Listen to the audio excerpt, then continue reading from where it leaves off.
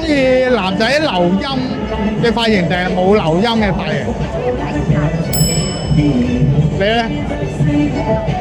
你中意啲有音嘅髮型定係冇音嘅髮型？點解？有啊！中意男仔係留啲有音嘅髮型定冇音嘅髮型？睇面型喎。有研究啊！面之嘅話應該有音嘅。如果方面咧？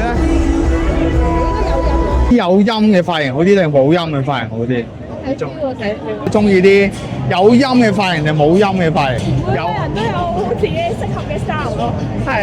你係覺得有音嘅髮型好啲定冇音嘅髮型好啲？光頭最好。Let's go，聽唔到光頭嘅。靚仔先聽唔到光頭。陳冠希啊 Let's go。定係你要加電話啊？我哋今日係第幾次做呢個行為啊？梗係第一個啦，你係。我唔信。有緣分到咗先至會做呢個行為嘅，冇緣分喺度唔會做呢個行為。OK。你係讀緊書定係咩啊？我頭先聽到啲好爆嘅嘢話咩？原來佢讀 com 嗰啲人會